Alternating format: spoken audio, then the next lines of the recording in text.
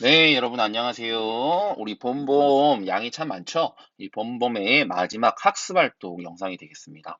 자, 봄봄이 총 셋으로 구성했고요. 영상 세 개로 구성했고, 앞에 서사, 극갈래, 관례 설명 하나 있고, 학습 활동 하나, 총 5개 영상이 되겠습니다. 2주에 걸쳐서 여러분들이 천천히 여러분 계획에 맞춰서 다 듣고 필기 꼼꼼히 했고, 모르는 거 질문도 좀 한 번씩 적어보고, 문제도 한 번씩 만들어보고, 그렇게 수업에 들어오시기 바랍니다.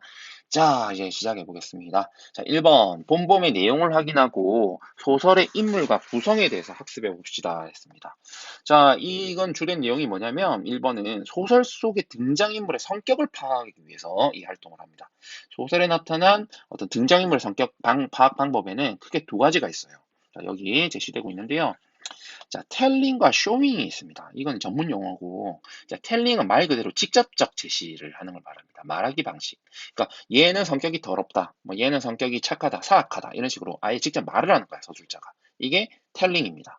자, 반면에 쇼잉은 보여주기 방식. 보통 대부분의 소설에는 보여주기를 사용합니다.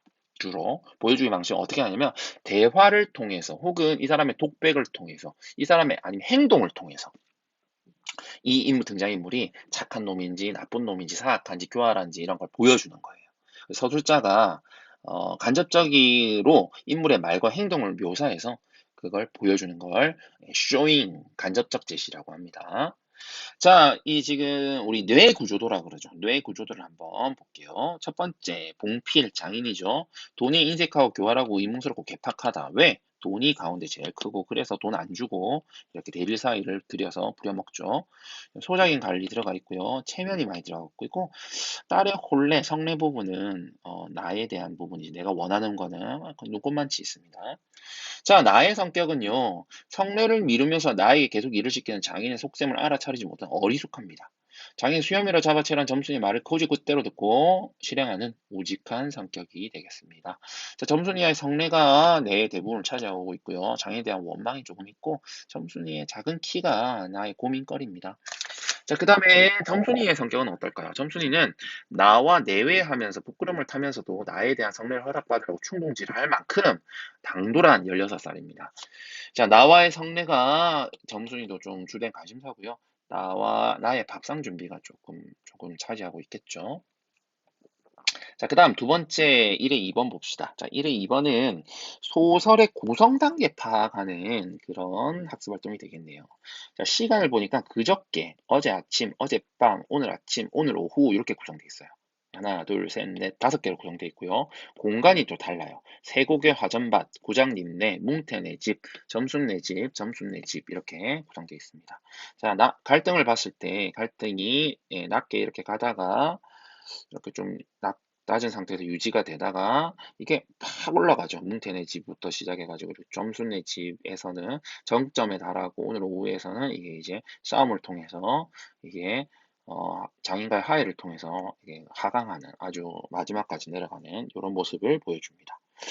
자, 사건을 보면은 이 부분에서는 점순이가 나의 소극적 태도에 핀잔을 주고요. 구장에 판단을 들어갔다 구장이 장인의 편을 들자 그냥 돌아왔고요. 뭉태가 나의 우둔함을 질책하는 그런 장면이 이 부분에 해당합니다. 그럼 이 부분은요, 점순의 지휘에서 나와 점순의 말대로 장인 수염을 잡아당기지만 점순은 장인의 편을 드는 그 장면이 해당하겠습니다. 장인과 몸싸움을 한 후에 장인이 나를 치료해주며 나가 다시 일하러 가는 부분이 이 부분에 해당하겠습니다. 자, 이 소설에는 이해 사건들 중 4와 5의 순서가 뒤바뀌어 제시되어 있습니다. 소설을 이렇게 구성함으로써 자, 이는 역순행적 구성의 효과를 알기 위한 그런 학습 활동이 되겠습니다. 역순행적 효과, 역순행적 사건, 역순행적 구성을 했을 때 어떤 효과가 있을까? 이걸 분석해보자. 별을 하나 칠게요. 만약 사건이 일어난 순서대로 장인이 나를 치료해 주어 달래어 다시 일하러 나가는 것으로 끝낸다면 이게 일반적인 결말이죠. 나와 장인의 갈등이 해소되어서 결국 점순과 혼인하게 됨을 의미하겠습니다. 그러나 4와 5의 순서가 뒤바뀌면서 여기가 바뀌었죠. 이렇게 뒤바뀌었죠. 뒤바뀌면서 나의 예상과는 달리 점순이 아버지 장인 편을 들므로써 나의 어리숙한 성격이 더 부각되고요. 강조된다는 얘기입니다. 성례 문제로 얽힌 나와 장인의 갈등이 앞으로도 지속될 것임을 제목처럼 봄 이렇게 된다는 거죠. 계속 지속될 것임을 암시한다라는 겁니다. 작가가 의도적으로 이렇게 배치를 했다라는 겁니다. 구성도 이렇게 배치를 하고 제목도 이렇게 넣고 어, 절정 사이에 이렇게 삽입해서 이렇게 더 부각시키고자 했다라는 겁니다. 자, 이게 바로 플롯이라는 거죠. 플롯, 구성이라고 하는 거, 플롯이라고 하는 거, 작가의 이런 의도적인 구성의 3요소까지 한번 떠올려 보세요.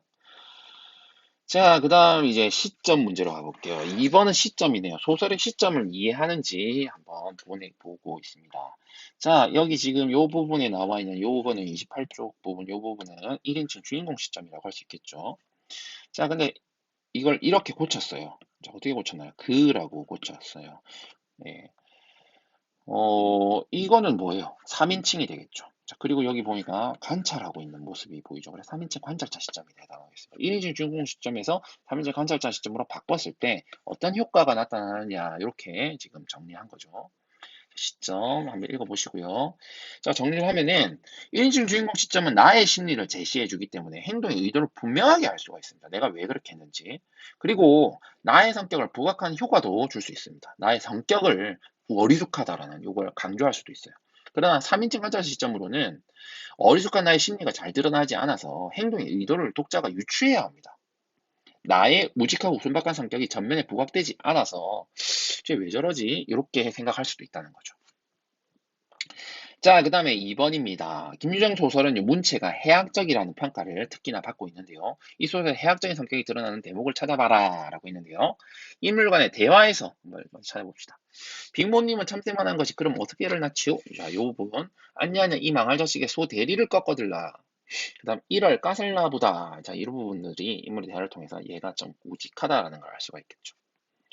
좀, 얘가 여기서는 좀 인물의 대화를 통해서 좀 재밌는 부분, 웃긴 부분이 해당하죠. 빅모님이 참새만 하다는 이런 표현, 빅모님은 높였다가, 참새는 낮췄다가, 이 망할 자식의 소한테 화풀이 한다든지, 이런 부분들, 이걸 까슬라까 보다, 지금 장인 어른한테 이렇게 표현하죠. 이런, 내리는 부분들. 그러니까, 이런 이제 소한테 화풀이를 한다. 이런 부분을 통해서 해학적인 문체가 나타나고요. 그 다음에 이게 다 또 사투리잖아요. 강원도 사투리. 이런 토속어를 이렇게 보면서, 그다음 비속어도 나타나는 이런 걸 통해서 해학적이다라는 걸 엿볼 수 있고요. 서술자의 서술을 보면은 실토하지만 나는 점순이 아침상을 가져올 때까지 오늘은 또 얼마나 밥을 다 만나 이거밖에 생각 안 했다는 겁니다. 예. 그 다음에 이런 쌍년의 자식 하고 싶으나 남의 앞이라서 차마 못하고 있는 그 꼴이 폭이나 퍽 징그러웠다. 고소했다. 또 점순이가 미워한 이까지 놈의 장인님 나곤 아무것도 안 되니까 막 때려줬지만 사정보아서 수염만 채고 이 부분도 있고요. 이 녀석의 장인님을 하고 눈에서 불이 펑 나서 그 아래 밭 있는 너 말로 그대로 떼밀어 굴러버렸다. 자, 이런 부분들이 서술자의 서술인데 이런 부분을 통해서 해학성을 느낄 수 있다라는 겁니다. 자, 소설의 문체. 자, 이 부분 일반적인 설명이 개념 설명인데요. 자, 이 부분 한번 볼까요? 어떤 부분에서 주로 작가의 문체가 잘 나타나냐면은 문어 또는 구어의 사용 여부, 문장의 길이, 비속어 또는 방언의 사용 여부, 그다음 어조와 특수종결 어미 등을 통해서 작가의 서술자가 아니에요, 작가예요. 정정하겠습니다. 작가의 개성을 확인할 수 있습니다. 자, 그 다음 3번입니다. 3번은요, 소설을 이루는 구성 요소의 유기적인 관계를 파악하는 그런 문제가 되겠습니다. 구성 요소들이 짝을 어떻게 조화를 이루느냐? 자, 먼저 문체와 시점부터 보겠습니다. 어리숙하고 순박한 나를 주인공으로 내세운 1인칭 주인공 시점은 비속어와 방언을 사용하는 문체와 조화를 이루면서 농촌의 현실을 해학적으로 그려내고 있습니다. 자, 그 다음, 이 주제와 계절적, 공간적 배경을 한번 연결시켜 볼게요. 이 소설의 주제는 성례를 둘러싼 장인과 사이의 갈등과 대립이다. 시대적 배경은 1930년대 일제강점기 때이고요. 계절적 배경은 봄이며, 공간적 배경은 강원도 산골의 농촌입니다. 자, 봄은요, 만물이 소생하는 계절이고요. 인생에서 봄은 사랑의 계절이기도 합니다. 나는 화전밭을 갈면서 봄볕 속에서 봄이 나른하고 가슴이 울렁울렁 한다고 했었죠. 또한 봄이 되면 온갖 초목으로 물이 오르고 싹이 트고 사람도 아마 그런가 보다 했습니다. 그리고 며칠 내로 부쩍 사랑, 정수리가 여간 반가운 것도 아니라고 또 했어요. 이처럼 농촌의 삶에서 봄은 자연의 계절이면서 동시에 사랑의 계절이기도 합니다. 이것은 혼인 문제를 둘러싼 나와 장인의 갈등과 대립이라는 주제와 조화를 잘 이루고 있습니다. 자, 해악에 대한 또 개념이 나와 있습니다. 해악 한번 읽어보시기 바랍니다. 자, 33페이지까지 진도를 나가겠습니다. 자, 여러분 수고 많았습니다. 안녕.